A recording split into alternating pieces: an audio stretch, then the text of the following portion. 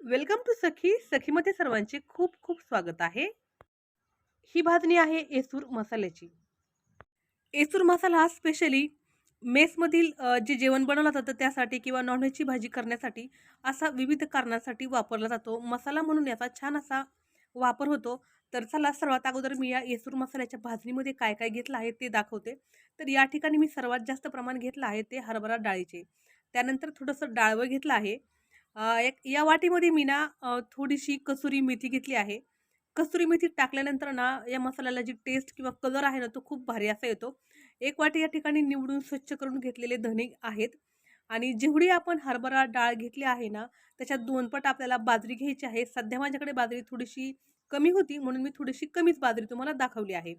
आणि त्यानंतर जेवढी आपण बाजरी घेतली आहे, त्याच्या अर्धे तांदूळ घ्यायचे आहेत. असं व्यवस्थित असं प्रमाण याचं ठेवायचं आहे. तर सर्वात प्रथम आपल्याला गॅस बारीक ठेवायचा आहे. जेवढी आपण लो फ्लेम ठेवू आणि लो फ्लेमवरती हे सर्व मसाले भाजून घेऊ ना, तेवढी या मसाल्याला जी टेस्ट आहे ना, ती खूप भारी, खूप मस्त आणि खूप खमंग अशी येते.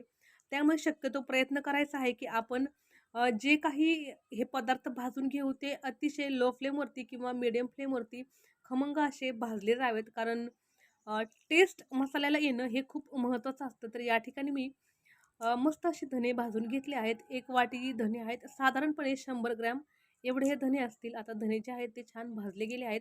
याला एका मोठ्या भांड्यामध्ये काढून घ्यायचं आहे. आता ना आपल्याला डाळ भाजून घ्यायची आहे. तर ज्याप्रमाणे आपण धने भाजून घेतले ना, त्याचप्रमाणे आपल्याला डाळ भाजून घ्यायची आहे. येसूर मसाल्याचा वापर ना नॉन-व्हेजची भाजी ज्या ठिकाणी होते किंवा बाजार आमटी होते किंवा असे आमटी वगैरे ज्या ठिकाणी ग्रेव्हीचे पदार्थ केले जातात ना किंवा नॉन-व्हेजचे पदार्थ केले जातात ना, त्या ठिकाणी या येसूर मसाल्याचा वापर खूप मोठ्या प्रमाणात होतो. मी हा मसाला घरी तयार करते आणि मला जर कोणाची ऑर्डर आली तर मी हा सेलसुद्धा करते. जर तुम्हाला कोणाला हवा असेल तर मी डिस्क्रिप्शनमध्ये नंबर देत आहे. त्यावरती तुम्ही WhatsApp मेसेज केला तर तुम्हालाही हा मसाला व्यवस्थित योग्य दरामध्ये भेटून जाईल. पण हा मसाला जास्तीत जास्त आपल्याला 1 महिनाभरच वापरता येतो. त्यापेक्षा जास्त वापरता येत नाही. कारण यामध्ये बाजरीचं पीठ असतं आणि बाजरी कडू होते. म्हणून आपल्याला हा 1 महिन्याच्या आतमध्ये संपवायचा असतो. तर या ठिकाणी मी 250 ग्रॅम एवढी डाळ घेतली होती. डाळ लो फ्लेमवरती छान अशी मस्त भाजून घेतली आणि घमिल्यामध्ये ओतून घेतली. या ठिकाणी थोडंसं डाळवं शिल्लक होतं ना, तेही मी असंच टाकलं होतं ऑप्शन म्हणून किंवा ते वायाला जाऊ नये म्हणून डाळवं टाकावं असं काही कंपल्सरी नसतं. आता तांदूळ, तर या ठिकाणी मी 250 ग्रॅम एवढी हरभरा डाळ घेतली होती. म्हणून मी या ठिकाणी आता साधारणपणे 150 ग्रॅम एवढे तांदूळ घेतलेले आहेत. तांदूळ आपल्याला छान निवडून मस्त असे स्वच्छ धुवून मग ते भाजून घ्यायचे आहेत. तांदूळ हे भाजले गेले, की या मोठ्या भांड्यामध्ये याला टाकून घ्यायचं आहे आणि शक्यतो भाजणी जी आहे ना, ती संध्याकाळच्या वेळेला करायची. इव्हन तुम्ही कधीही करू शकता, पण ती रात्रभर जरा छान मस्त अशी थंड होते आणि मग ती आपल्याला दळून आणायला परवडते. आता या ठिकाणी मी बाजरी घेतली आहे. मगाशी बाजरी जरा कमी होती. तर ती मला खालच्या घरून आणायची होती म्हणून तेव्हा मी ती कमी दाखवली. पण या ठिकाणी मी 500 ग्रॅम म्हणजे अर्धा किलो एवढी बाजरी घेतलेली आहे. आता ही बाजरी आपल्याला मस्त लो फ्लेमवरती थोडीशी भाजून घ्यायची आहे. धान्य भाजायला थोडासा वेळ जातो. पण अगदी लो फ्लेमवरती मस्त अशी ही भाजी बाजरी भाजून घ्यायची आहे. बाजरीचा कलर जेव्हा चेंज होईल ना, पिवळसर कलर होईल, तेव्हा समजून जायचं की बाजरी छान भाजली आहे किंवा ती मध्ये-मध्ये तडतडते. तेव्हाही समजायचं की आपली बाजरी जी आहे ना, ती खूप छान अशी भाजली आहे. तर आता सर्व पदार्थ जे आहेत ते भाजून झालेले आहेत. फक्त आपला मसाला जो आहे ना, तो भाजायचा राहिला आहे.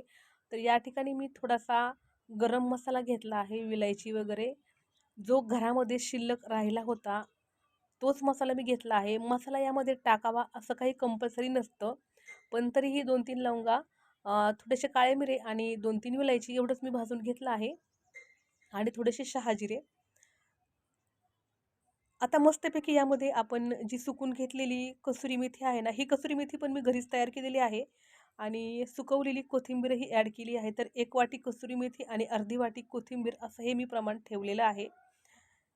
सुक्या सुक्या या पदार्थांचं प्रमाण तुम्ही कमी जास्तही करू शकता. गरम-गरम असताना याला असं एकत्र करून घ्यायचं आहे मस्त असं. भाजणी करतानाच आहे ना, खूप भारी, खूप खमंग असा भारी वास येतो. आणि भाजी जर केली ना तर मी तुम्हाला दाखवेल पुढच्या रेसिपीमध्ये की याची भाजी किती टेस्टी, किती खमंग आणि किती मस्त अशी तयार होते ती. 500 ग्रॅम बाजरी, 250 ग्रॅम हरभरा डाळ, 150 ग्रॅम तांदूळ, 100 ग्रॅम धने, असं मी या येसूर मसाल्यातील याचं प्रमाण ठेवलं होतं. 1 वाटी मस्त असं घरी तयार केलेली कसुरी मेथी आणि अर्धी वाटी घरी सुकवलेली कोथिंबीर. तर आता मस्त ही भाजणी जी आहे ना, ती थंड झालेली आहे. मी रात्रीच भाजणी तयार करून ठेवली होती. मला एक ऑर्डर होती 1 किलोची, तर त्यासाठी मी भाजणी तयार केली होती. ज्यांची 1 किलोची ऑर्डर आहे ना, ते मी मस्त असं गिरणीतून दळून आणलं आणि जेव्हा पूर्णपणे ते पीठ थंड होईल किंवा हा मसाला थंड होईल ना, तेव्हा तो आपल्याला बरणीमध्ये भरायचा आहे. तर या ठिकाणी मी 1 किलोची एक बरणी भरून ठेवली आहे आणि घरी मला वापरण्यासाठी एका छोट्या डब्यामध्ये हा येसूर मसाला ठेवलेला आहे. तर 1 किलो येसूर मसाला मी ₹200 याप्रमाणे विकते. हवं असल्यास डिस्क्रिप्शनमध्ये मी नंबर देणार आहे. त्याला तुम्ही ऑर्डर करू शकता. पण एकच आहे, की हा मसाला तुम्हाला 1 महिन्यामध्ये संपवायचा आहे. म्हणून फक्त जास्तीत जास्त लोक जे मेस वगैरे चालवतात किंवा ज्यांच्याकडे हॉटेल आहे ना, त्यांच्या मला भरपूर अशा ऑर्डर्स असतात. तर याप्रमाणे मी हा येसूर मसाला तयार केला होता. नक्की खूप भारी असा होतो. तुम्हीही घरच्या घरी वापरण्यासाठी करू शकता किंवा तुम्हाला जर सेल करायचा असेल, तर त्यासाठीही करू शकता. चला तर मग व्हिडिओ आवडल्यास लाईक, शेअर आणि चॅनलला सबस्क्राईब करायला विसरू नका. व्हिडिओ अगदी शेवटपर्यंत पाहिल्याबद्दल खूप खूप धन्यवाद.